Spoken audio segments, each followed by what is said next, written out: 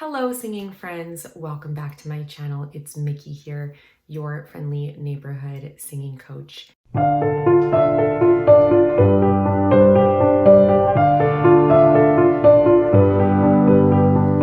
How are you guys? I hope everybody is doing well. I want to apologize for the state of my studio right now. This is my recording room in the basement, and I am going to be putting up wallpaper behind me on like an accent wall. I have the paper, I found somebody to do it, but he has to come back because I miscalculated how much paper I needed for another wall. I was missing a panel. And so I ordered another strip, and when that arrives, he's gonna come back and put it up. So we're kind of in a state of flux here, and I know I have this hideous bare wall behind me with like spackle on it, and it doesn't look very professional. I apologize. I wish I could film this in my piano room upstairs, which is gorgeous, and I decorated it exactly the way I wanted, and it's really reflective of my aesthetic, but it's late at night and I don't want to wake up the kids right now. So I'm sorry that you have to suffer with this kind of bland, boring background at the moment. Just wanted to let you guys know I am aware and it will be changing hopefully very soon. On that note, today I'm going to be doing another Ofra Haza reaction. This of course is a request from my viewer and friend Michal.Towber, and he asked me to look at a performance of the Kaddish, which is the Jewish prayer for the dead. So, you know, you sing it in synagogue, and in Judaism, you observe a yard site as well, which is you not only have like you sit Shiva after the person dies, which is when the whole family gets together and you talk about memories about the person, and there's all these traditions that go along with observing Shiva. And then a year later, you have like a memorial on the anniversary of the person's death. And so the Kaddish is something that you sing in synagogue, not only after the person passes, but also throughout that year of yard site. So this is a prayer that I've heard many, many times in synagogue. It's very, very beautiful. And I'm excited to hear Ofra sing it. There's a studio version from 1989 and a live version from 1996. We're going to be listening to both of them in this video. And they're just audio though, so there's not going to be a video to go along with it. But I'm excited to check it out. It's really beautiful. It's definitely worth listening to. So I hope that you guys will stick with me. Let's jump right into the studio version. And without further ado, here we go.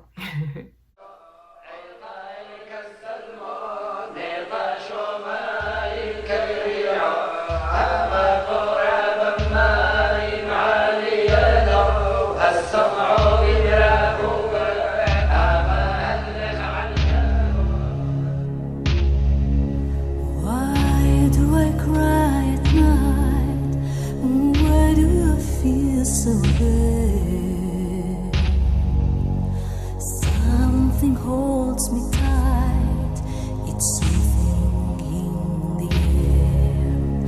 I have a prayer from my heart. Night after night, after daylight, memories of home.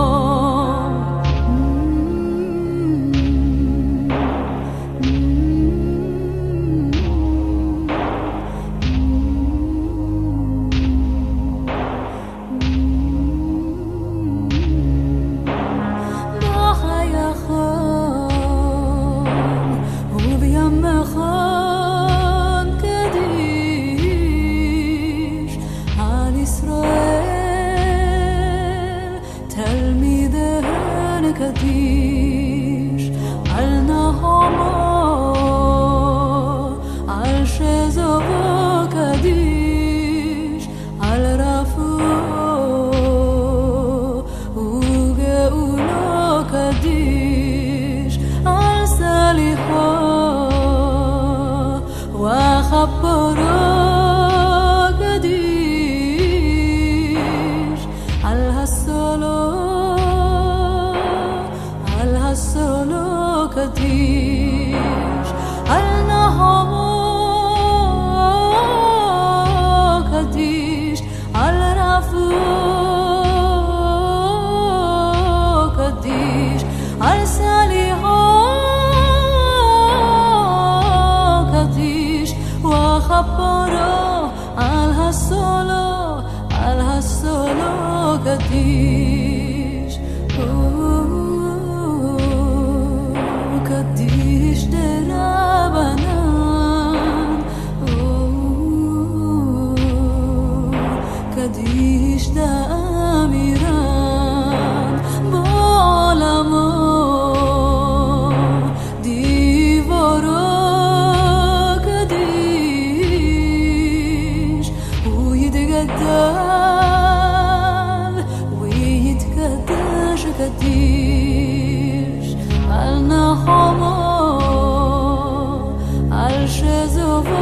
קדיש על רפואו וגאולו קדיש בחייכון ובימכון קדיש על ישראל תלמידיהן קדיש על שלמה קדיש מן שמיה קדיש יהיה לנו קדיש וכפרו על הסולו קדיש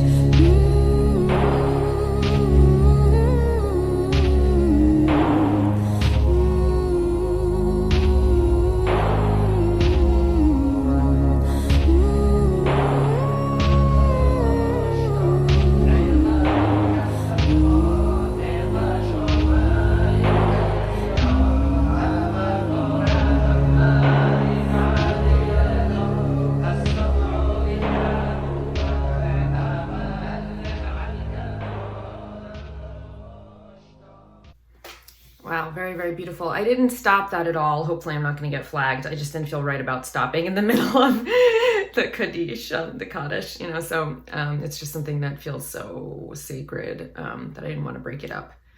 But I thought that was really beautiful. When I've heard it in synagogue, they don't sing it. They just recite it. So I'd never heard that melody before. I thought it was really, really lovely. And I like that there's not a lot of elements in the instrumentation of this, that it's just that drum that's very, very simple, that one beat throughout the entire thing. And then there's that pad on the synthesizer that kind of ties everything together, but there's not a lot going on other than her voice. I think that's very well done. It really focuses on the prayer itself. I also had never heard that English introduction, so that was really interesting and nice. Obviously very, very moving. I thought that her voice was beautiful, and there's, she didn't sing it in this like over the top, overwrought emotional way. It was almost like just very, very light and very pretty. And I think that was very appropriate for the prayer. It made it very, very easy to listen to. I think it's something that when you hear the Kaddish, it's at such an emotional time in anybody's life, and we're all gonna go through death and grief and all of these things. It's something that occurs in everybody's life. It's this universal experience, and it's something that, being Jewish, I've heard so many times, and it's very associated with this experience of losing somebody. So it's something that is already very like emotionally charged, and there's something that's like comforting and sacred about it, because you are coming together with the community to recite this together. And so I have a lot of positive associations with it, but I also have a lot of like fraught associations with it, because it is like such an emotional kind of prayer. So I thought it was beautifully done. I really, really like this melody, this version of it, and her voice is just so clear and so beautiful and lovely. So it made the whole thing really, really enjoyable to listen to, which is a weird thing to say about a prayer about death, but it was just very, very lovely to listen to, and I thought that she treated it with the appropriate amount of respect. All right, so let's listen now to the live version of this same song.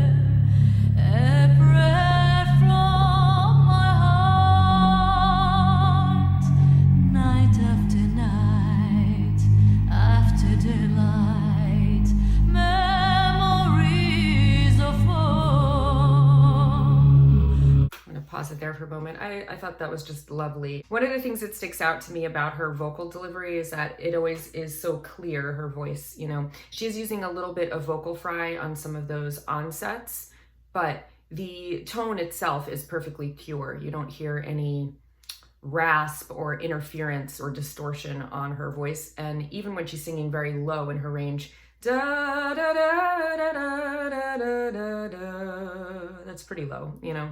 She still has the same clarity in her voice as when she's hitting the highest notes in her range. She's got just such a beautiful, crystal clear tone. I thought that was beautiful, and I love her enunciation. Her pronunciation of the English words are gorgeous. There's something that's so elegant and light about her voice always. She really is quite classy in the way that she sings things. It's quite a delight to hear her.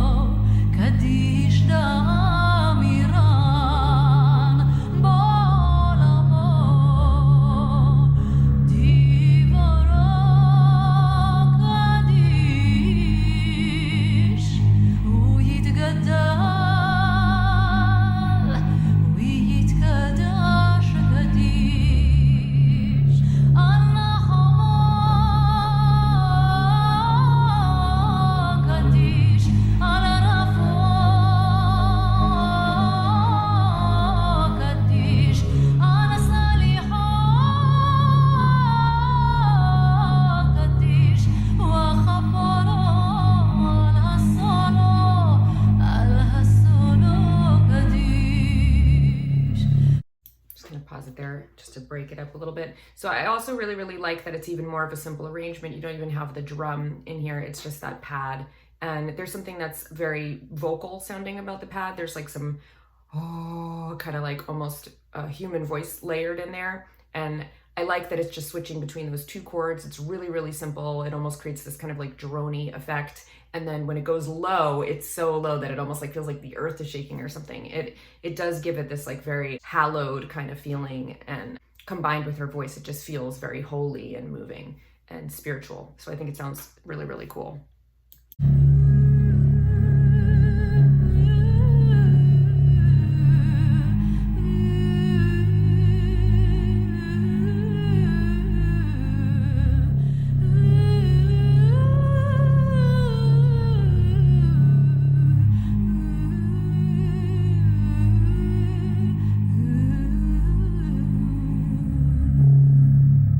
Or kastelmon et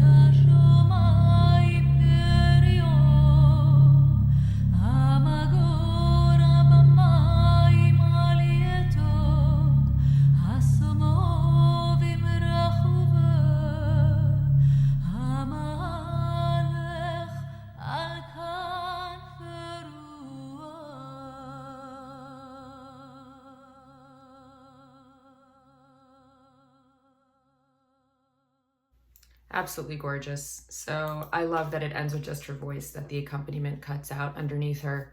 And she's got that really, really nice long sustained note. She had some beautiful restrained use of melismas. They were gorgeous and very characteristic of her, but they weren't so complex.